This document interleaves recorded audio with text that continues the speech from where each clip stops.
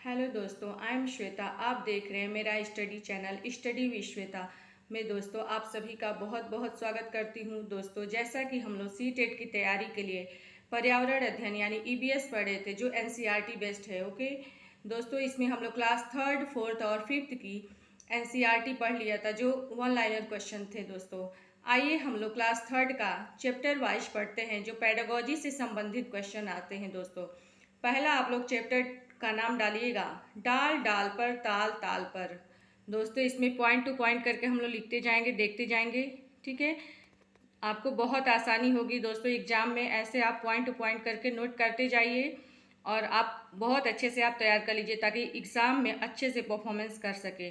दोस्तों, इसमें पहला पॉइंट है, बच्चे अपने आसपास के लोगों और चीज़ों को देखकर समझकर बहुत कुछ सीखते हैं। दोस्तों, ये कौन सी प्रक्रिया है? ये अवलोकन की प्रक्रिया है। ओके, नेक्स्ट चलते हैं हम लोग। बच्चों को केवल कक्षा में बैठकर न पढ़ाया जाए, बल्कि क्षेत्र भ्रमण भी कराया जाए। दोस्तों, थर्ड पॉइंट है इसमें, जानवर शब्द का इस्तेमाल सभी तरह के जानवरों जैसे कीड़े, पक्षी, स्तनधारी आदि के लिए किया गया है। दोस्तों, फोर्थ है पॉइंट, कक्षा 1 के बच्चे कीड़े मकोड़े या सांप और छिपकली का अधिक बारीकी से वर्गीकरण नहीं कर सकते।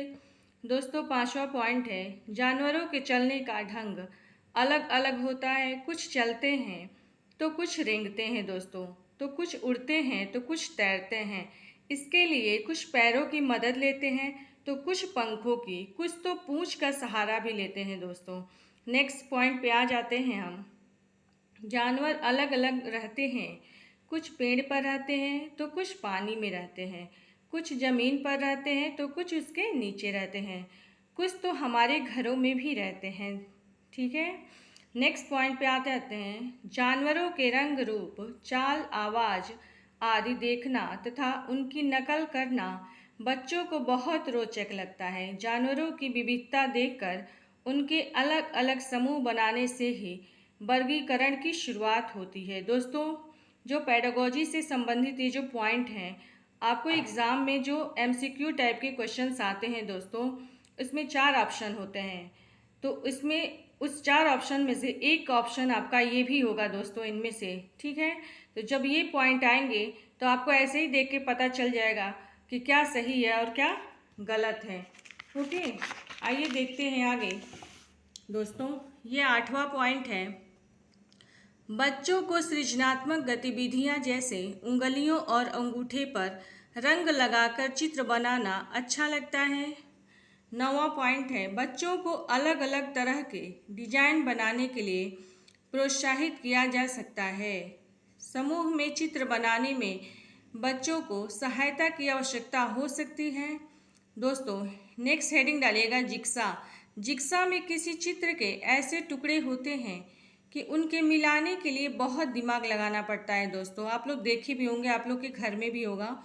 दोस्तों, नेक्स्ट पॉइंट है, क्रम में लगाना बच्चों के अनुभव पर निर्भर करता है।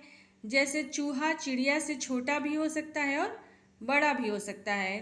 ठीक है दोस्तों, नेक्स्ट चैप्टर है आपका पौधों की परी। हेडिंग डाल लीजिएगा।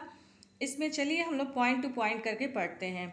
बच्चे पेड़ पौधों में पाई जाने वाली विविधता को देखकर महसूस कर पाते हैं, यह वर्गीकरण का आधार बनता है। दोस्तों, नेक्स्ट पॉइंट है, बच्चों को कविता गाना अच्छा लगता है, उन्हें ज़बरदस्ती याद करने को नहीं कहा जाए। ओके, ये एनसीएफ के अनुसार है दोस्तों। ठीक है, थर्ड पॉइंट है, इंदौर मध्य प्रदेश के मशहूर कलाकार विष्णु चिंचालकर सूखे पत्तों से बढ़िया चित्र बनाते थे। नेक्स्ट पॉइंट पे चलते हैं। पेड़ पौधों की जानकारी बच्चों को अपने बड़ों अथवा किसान या माली से मिल सकती है। बच्चों को एक पेड़ से रिश्ता बनाने के लिए प्रेरित किया जा सकता है। इससे पर्यावरण के प्रति उनका लगाव या रुचि बढ़ेगी। दोस्तों, नेक्स्ट चैप्टर डाल लीजिएगा आप लोग। चैप्टर थर्ड है, पानी रे पानी। अपने इलाके में गाई या सुनाई जाने वाली पानी से जुड़ी कविताएं और गीत बच्चे कक्षा में गाएं, जिससे अपने समुदाय के ज्ञान और कला के प्रति उनका लगाव बढ़ेगा। दोस्तों, नेक्स्ट चैप्टर है, हमारा पहला स्कूल। दोस्तों इसमें है बच्चों का पहला स्कूल परिवार होता है। बच्चे अपने परिवार से ही सबसे पहले सीखना शुरू करते हैं। थर्ड पॉइंट है हम परिवार में एक दूसरे से बहुत कुछ सीखते हैं। बच्चों से अपने परिवार वालों के हंसने, गाना गाने आदि के तरीकों के बारे में कक्षा में चर्चा की जा सकती है। इससे वे अपने परिवार के लोगों की खासियत भी पहचान सकेंगे। दोस्तों नेक्स्ट चैप्टर डालिएगा आप लोग, इसमें बहुत सारे चैप्टर हैं दोस्तों, 23-24 चैप्टर हैं, ठीक है। पार्ट में हम करके डिवाइड करके आपको पढ़ा देंगे। चैप्टर है 5 छोटू का घर। दोस्तों इसमें पहला है मकान कब घर बन जाता है। इस पर कक्षा में चर्चा करने से बच्चे मकान और घर के अंतर को समझ सकते हैं। बच्चों से उनके घर की बातचीत को दोस्तों संवेदनशीलता से करने की ज़रूरत होती है। ओके, हम लोग नेक्स्ट चलते हैं पॉइंट पे। घर अलग अलग तरह के होते हैं। यह बात ध्यान में रखते हुए बच्चों से कमरों की बजाय घर के हिस्सों का प्रयोग करते हैं। बच्चों से घर सजाने की प्रक्रिया पर बातचीत करने से उनमें स्थानीय सामग्री के उपयोग तथा त्यौहार मनाने के महत्व को उभारा जा सकता है दोस्तों, ठीक है। इसमें नेक्स्ट चैप्टर आइए पढ़ते हैं। 6 चैप्टर है खाना अपना अपना। दोस्तों इसमें पहला है बच्चे एक खुले माहौल में अपनी बात बेझिझक कहते हैं।